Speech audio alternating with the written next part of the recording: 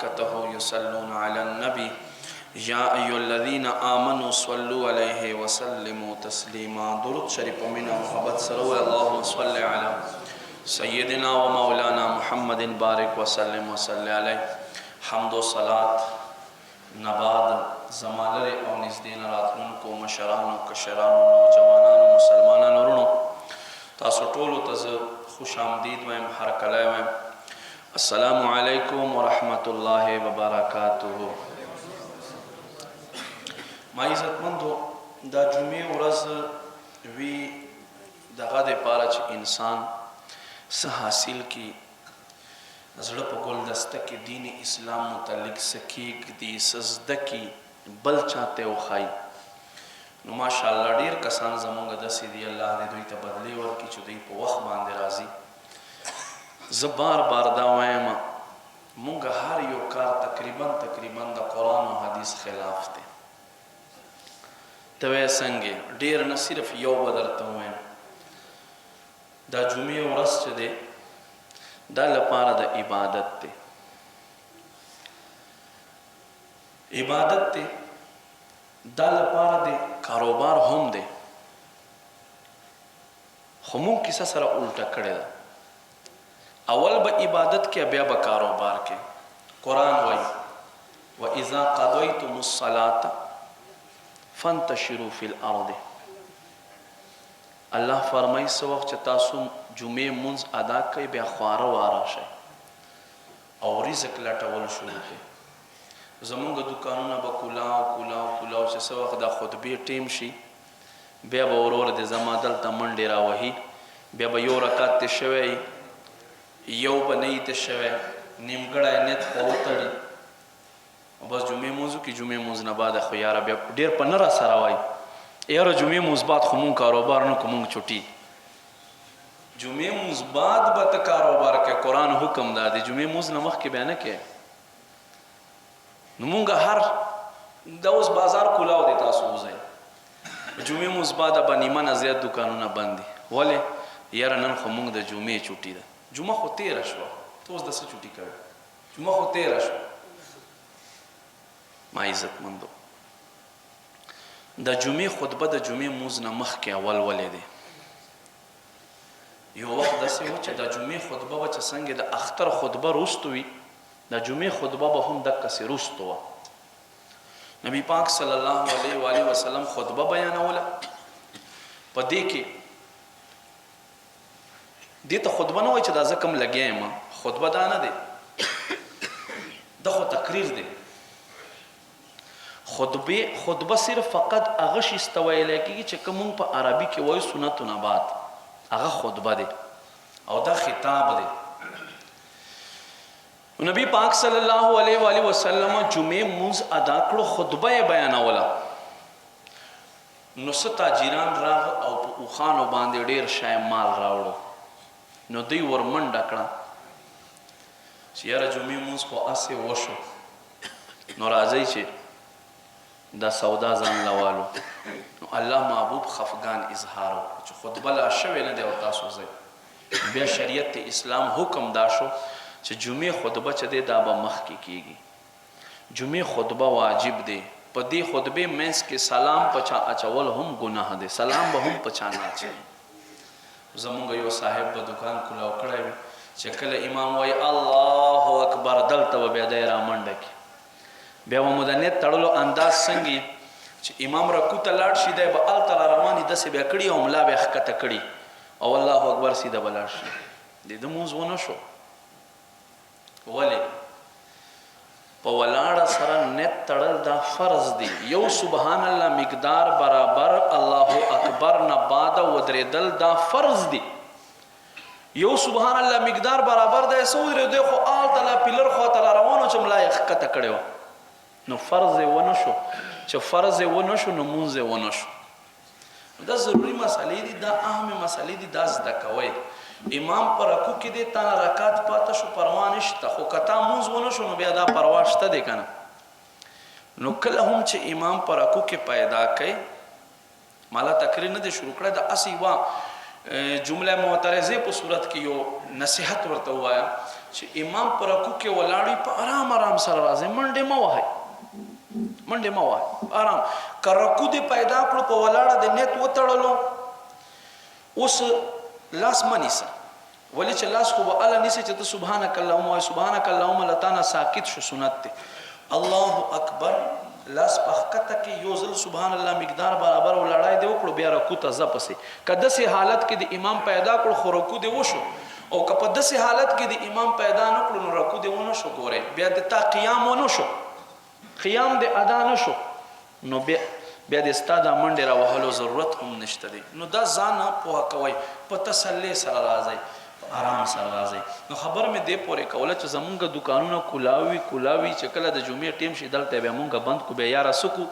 د جمعې چوټي دی جمعې چوټي به اول کوي بعد کې به چوټي نه کوي دا خو تاسو د قرآن خلاف ځئ سوره جمعه کلاو کې ترجمه یې وګورئ څه الله فرمایي تاسو د الله رزق ولټوئ او تاسو تجربه وکړئ یو ورځ جمعې نه مخکې دکان بند کړئ او جمعې نه بعد دکان کلاو کې چې الله دې ستا په دې آیت باندې عمل کوم بیا تاسو وګورئ چې تاسو په کاروبار کې برکت راځي که نه راځي خو بس ماته یو ملګری و ماته یو استاذي څه زړه خورې دین نه مو ګډوری جوړ کړی دی او هر سړي پړی وراچولی دی او ځان پسې راکاږي اکه خبر دی دا صحیح خبر دی چېرته چې زما په زړه باندې سمه وي زما په ضمیر باندې سمه وي هلته مفتي هم زه یم هلته قاضي هم زه یم هلته وزیر اعظم هم زه یم چیف جسټس هم زه یم او چېرته چې زما عقل نه پوهېږي هلته نه پوهېږم بیا به استاد جي پسې لاړ شم ما عزت مندو عقل کو تنقید سے فرصت نہیں عشق پر اعمال کی بنیاد رکھ قرآن کے اللہ فرمائی هل يستوي الذين يعلمون والذين لا يعلمون استفهام انکاری دے الله فرمای آیا برابر دی هغه خلق چې علم لري او برابر دی هغه خلق چې علم نه لري استفهام انکاری دی توي نه دی برابر الله فرمای نو تا مسلمان بحیثیت مسلمان کله هم چې یو مسله راشي فورا یو عالم دین سره رجوع کوي دا تاسو ته زه یو مشوره درکوم ځان سره تقریبا هر سړی موبایل ساتي په موبایل کې خامخا یو فقیه عالم نمبر ځان سره ساتي چې په فقه پوهیږي چې د تا روزمره معاملاتو باندې پوهیږي دی د مناظرې اسلام نه وي دی د شیخ الحدیث نه وي دی د شیخ القرآن نه وي خو چې دا موز مسلې زده وي د داسې یو عالم دین نمبر ځان سره خامخا ساتئ او په هفته کې کم از کم یو تپوس ته کوئ دا به دا وي چې څوک یوه د دین مسله زده کړي دین یوه مسله زده کړې سره د یو کال عبادت ثواب دی یو کال عبادت ثواب دی نبی پاک صلی الله علیه و آله وسلم فرمایي څوک چې د دین یو باب زده کړي لکه اودس یو بیل باب دی استنجا یو بیل باب دی تیمم یو بیل باب دی د مونځ یو بیل باب دی د فرایضو بیل دی د واجباتو بیل دی د مکروهاتو بیل دی د مفسداتو بیل دی نو چې څوک د دین یو باب زده کړي دا داسې دی لکه یو کال قبول عبادت چې الله ته وکړو نو خامخا علماء سره محبت لرئ علماء اهل سنت سره او خامخا په هفته کې یو ټلیفون عالم دین ته کوئ وی مسلې تپوس ته کوئ هسې د خرو په شان ژوند مه تېروئ زندګي خو ځناور هم تېروي انسان او ځناور کې فرق دا دی چې دی به معرفت ته الله لري ځکه چې الله عقل ورکړی شعور ورکړی دی او رب کریم بهترین ملقه انسان ته چې ورکړی دی هغه عقل دی نو دی به خپل عقل په ذریعه د رب عبادت و پہچان کوي ما عزتمندو راځم خپل بیان طرف ته ټایم کم دی قرآن مجید په حوالې سره یو داسې صورت چې هر انسان ته یاد دی سورة الفاتحه په دې صورت کې په مکه مکرمه کې نازل شوی په ترتیب د قرآن سره اولنۍ صورت ته په ترتیب د نزول سره سوره اقرا ده یو اولنی او آیتونه په ترتیب د قرآن سره سورة الفاتحه اولنۍ صورت ته او د دې صورت له څلوېښتو نه زیات نومونه علما کرامو ذکر کړي دي دې صورت ته سورة الشفا هم وایي نبی پاک صلی الله علیه و آله وسلم فرمای کم مرض د پاره چې تاسو وای سوا د مرګ فرمای هر مرض د پاره الله شفا ګرځولای دا صورت دومره بهترین صورت او آیتونه دی پکې 27 پکې الفاظ دي نو دا خامخا ما عزتمندو صحیح یاد کړئ. یاد خو ټول وي، صحیح یاد کړئ. زمونږ ډېر خلک وایي الحمدو، دا الحمدو نه دی، الحمد دی. بیا انعمت علیهم، انعمت علیهم په ځای خلک څه وایي؟ انعمت علیهم. انعمت علیهم معنی کېږي یا الله تا چې انعام کړی، او انعمت علیهم معنی کېږي یا الله چې ته وده شوی. څومره غټ فرق دی. ښه بیا ولضالین آمین. دا یادو ساتئ، دا په عربی کې چې دی صرف ضاد دی، ضاد. د بره غاښونو چې کم داړ غاښونه دي د دې زیلې او د ژبې له اړخ نه ادا کېږي. په عربی کې ضاد نشته دی. اب په زی سره وای یا به په زوا سره وای، خپل ضاد مخرج نشته دی. هیڅوک په د تجوید په کتابونو کې راته ثابت نه کی، او نه به له عربو له خلو نه څوک چېرته ضاد واوري. دا د برې صغیر خلکو خپل ایجاد دی. نورو ملکونو کې نشته دی، سریلانکا، بنګلادیش، نورو ملکونو ته لاړ شه نشته، صرف د برې صغیر خلکو ایجاد دی. نو په دې سره که چا مونځ وکړو په ضاد سره مونځ مات دی، او که په قصد ووایي زه نه مولا علی قاري فرمایي په کافر دی. نو ځان ته ساتئ. او داسې سړي پسې چې تاسو ودرېږئ او مونځ کې دی ضاد ووایي، فورا سلام ګرځوئ، مونځ مو ونه شو بغیر د څه چا سره اختلاف لرلو. قرآن عربي ژبه کې نازل شوی دی، او د عربو ژبو کې صرف ضاد دی. ضاد په یوې ژبې کې هم نشته، په یو لغت کې هم نشته دی. نو دې نه ځان ساتئ. ما عزتمندو دې صورت ته سورة الرقیه، سورة الرقیه ولې ورته وایي؟ رقیه معنی کېږي دم کول. نبی پاک صلی الله علیه و آله وسلم خاطر بچا څه قسم بیمار چې راوړو، نو دغه صورت په باندې وي، دا صورت په باندې دم کولو دی لږه دغه صورت سورۃ الرقیه وایي، دم وال صورت. او ما عزتمندو یو صحابي لړم ټک ورکړلو، لړم ټک ورکړلو، بل صحابي درې ځله الحمد شریف په باندې وي، دم کړو، فورا الله شفا ورته کړ. یو صحابي یو کس ورته راوستو، لیونی او په زنجیرونو یې تړلی و، 3 ورځې، سحر 3 ځله، ماښام 3 ځله دا صورت په باندې ووی. هغه لیونی چې په زنجیرونو بیا تړلی و، راوي فرمایي د صحابي 3 ورځې دم کړو، صرف 3 ورځې. دې 3 ورځې دم په برکت سره الله لیونتوب ختم کړلو. دا داسې بهترین صورت دی، سورة الفاتحه. هر چا زده دی، خو کاش چې مونږ صحیح زده کو. په سوره فاتحه کې الله 4 مضامین ذکر کړي دي. ویسے خو خبرې ډېرې دي پکې. حضرت علی رضی الله تعالی عنہ فرمایي که زه کلم اوچت کم صرف په سوره فاتحه باندې تفسیر لیکم، فرمایي دومره به ولیکم چې 40 اوښان به هغه تفسیرونه اوچت نه کړي. په یو روایت کې راځي 80 اوښان به هغه تفسیرونه اوچت نه کړي، دومره تفسیرونه به زه د الحمد شریف ولیکم. الله اکبر. نو الحمد 40 معنی مفسرینو لی ذکر کړي دي. 40 معنی صرف د الحمد ذکر کړي دي. خو زه به صرف په 2 باندې خبرو کوم، ځکه چې ټیم ډیر زیات کم دی. الحمد یو معنی دی مطلقاً صفت کول، لوی بیانول، بڑائی بیانول. چونکه الله په دې سوره فاتحه کې 4 مضامین ذکر کړي دي. یو خپل حمد ذکر کړی دی، بیا خپل عبادت ذکر کړی دی، او بیا د صراط مستقیم ذکر کړی دی، او بیا د صراط مستقیم د غختلو ذکر کړی دی چې تاسو د صراط مستقیم باندې د تک دعا کوئ چې یا الله مونږ ته تک را نصیب کې. نو ما عزتمندو دا ډېر خلک اهدنا الصراط المستقیم، اهدنا لفظي معنی دا دی ته مونږ ته هدایت راکې، خو دلته دا معنی نه دی. دلته معنا دا دی یا الله ته مونږ په صراط مستقیم روان کې، اهدنا ته مونږ روان کې صراط المستقیم، په هغه نیغه لاره باندې راته ښودلې خو دی. جومات ته هم راځو، امام هم پیژنو، محراب کې هم ودرېږو، جومات هم پیژنو، راته ښودلې خو ده، لار خو راته ښودلې ده. نو څه دعا به کوئ؟ اهدنا، یا الله ته مونږ روان کې صراط المستقیم، په نیغه لاره. بهرحال ما عزتمندو نو حمد ایو مطلقاً معنی چې دی ثنا صفت لوی، لازلنا تر ابدا پورې. نبی علیہ السلام فرمایي دا دروازه چې دا چخ چخ کوي کنه، دا هم د الله حمد بیانوي. حضرت داود علیه السلام یو ورځ ذکر کولو، په دې کې یوه چینده ښه وکتله، څه وایي؟ سبحان الله والحمد لله لا منتهى لحمدک. وای پاکی د ستا لره، حمد صفت د ستا لره، د ستا حمد لره انتها نشته دی، ستا حمد چرته بس کېدی نشي. حضرت داود علیه السلام ډېر زیات حیران شو.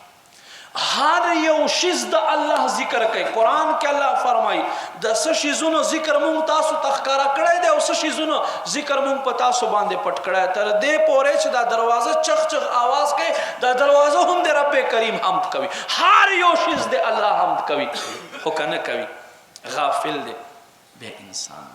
قرآن کې الله فرمایي یا ایها الانسان، ای انسان، ما غرک بربک الکریم، کم یو شیست خپل رب حمد نه د خپل رب ذکر نه په دوکه کې اچولی. ګورئ چې رڼا لګي، دې رڼا لګي دا سره مرغان راپورته شي او د خپل رب حمد شروع کی. دا مرغان هم انسان تا ته وایي چې غفلت نه پاسه اوس خپل رب یاد کړه. تر شپې تر 12 تر 1 تر 2 بجې پورې موبایل کې نښتی، بیا پسې سملې سهار 8 بجې 9 بجې راپورته شي، او بیا چې زلزله راشي بیا یا رب ډېر ګناهګار یو، ته په مونږ حال باندې رحم وکړې، ډېر ګناهګار یو. پته نشته چې دا ګناه به مونږ څنګه کنټرول کېږي. صرف داسې خو نه کېږي، داسې خو نه کېږي چې مونږ وایو چې یا الله زه خو ډېر وږی، ته ما ته ډوډۍ راکړې، چې تر څو دې حرکت نه یې پسې کړی. نو داسې ای صاحبه د خپل ګناه نه بچ کېدا پاره حرکت کوه. ای صاحبه داسې خپل رب یادولو دپاره هم حرکت کوه، کوشش کوه، خپل رب یادوه. ما عزتمندو قدرمندو نبی پاک صلی الله علیه و آله وسلم فرمای په ورځ د محشر به څه خلق ودرولی شي چې د دوی په سرونو به ښایسته ښایسته تاجونه وي. اهل محشر به حیران شي، وایي به یا ربه دا کم داسې بابرکته، دا کم داسې بختور خلق دي، آیا دا انبیا دي، دا صحابه دي، دا کم داسې نیکان خلق دي؟ حکم به وشي دا نه انبیا دي نه اولیا دي، دا هغه خلق دي، هغه خلق دي چې خپل رب حمد بیا کولو، په هر حال کې بیا خپل رب یادولو، هر وخت بیا خپل رب یادولو، په غم حالت کې، په خوشحالی حالت کې، په تکلیف حالت کې، په تکلیف حالت کې، په هر حال کې بیا خپل رب یادولو. حضرت رابعه بصری رحمت الله علیها د دروازې په چوکاټ باندې د تیزۍ سره وته او خپه یې ولګېده، چې خپه یې ولګېده هلته غوزار شو، دا غټې خپې نوکې پرېوتو، هلته غوزار شو. دی وایي الحمدلله. څه وایي؟ الحمد خو خپه ونیسو، وخ نوک مې مات شو. دی وایي الحمدلله. مینځ یې تپوس ترې وکړو چې تا ته تکلیف ونه شو؟ وایي تکلیف راته وشو، خو په وخت باندې خو ماته څه نه میلاویږي. وایي تا خو الله حمد وکړلو.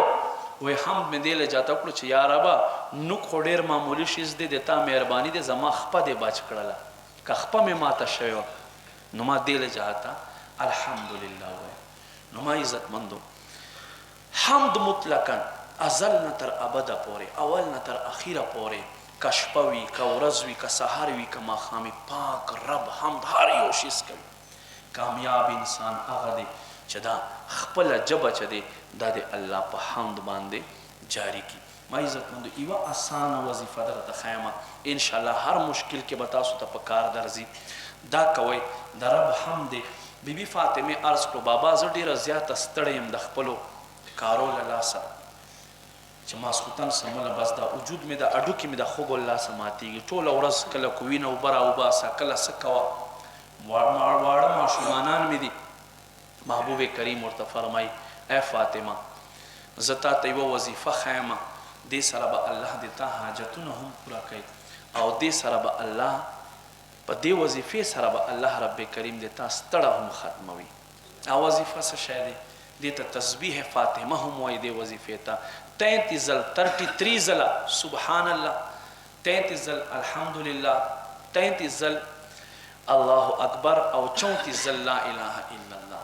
دا وایي ماسخوتن په ځان باندې شوف کوئ، انشاءالله برکت پوي. دې نه علاوه د الحمد خو هر چا زده دی، کم سړی روایتو کې راځي چې الحمد ووایي په ځان باندې دم کې مرګ نه علاوه هر قسم د باندې راتلونکي شیز نه الله په حفظ او امان کې وساتي. دومره آسانه وظیفه هر چا زده دی. صرف الله محبوب فرمایي مرګ نه علاوه هر قسمه بیماری نه هر قسمه تکلیف نه الله په حفظ او په امان کې وساتي. څوک چې الحمد وایي 3 ځله الحمد وایو چې کله سملی او یو حمد معنا مطلقاً حمد دی. دا حمد چې دی دا حمد ټکی صرف دا دی چې دا حمد چې دی دا صرف الله سره خاص دی، دی بل چا خاصه نشي کېدی، بل چا خاصه نشي کېدی. دا حمد چې دی دا د پاک رب خاصه دی. نو ما عزتمندو نن دې بیان نه مونږ ته څه میلاو شول؟ دا میلاو شول چې که ولاړ یو که ناست یو مونږ به د پاک رب حمد کوو. پس سره په الحمد سره په سبحان الله سره. نبی علیه السلام فرمایي ډېر اوږد حدیث دی خو مختصر فرمایي 2 ټکي دي چې په ژبې باندې سپک دي خو د میدان محشر په ورځې باندې په تله کې ډېر زیات درانه دي. صحاباس کې حکم داسې 2 ټکي دي چې په ژبه باندې سپک دي زر ویلی کېږي او میدان د محشر په ورځې په تله کې ډېر درانه دي. محبوب کریم فرمایي وایي څوک چې یو ځل الحمدلله وایي، څوک چې یو ځل سبحان الله وایي، الله رب کریم دته دومره ثواب عطا کړي لکه د ځمکې نه والا تر اسمانه پورې چې څومره خلا دی دا په ثواب ډکېږي، الله یې دومره ورته ډک. او فرمایي دا سبحان الله او الحمدلله به د میزان په تله کې میدان محشر په ورځ کې ښودلی شي او د تله به په نیکیو سره ډکه وګرځوي. نو وایو انشاءالله الله حمد به کوو. رب کریم دې په هر آن کې خپل حمد کولو مونږ ته توفیق را نصیب کړي. وما علی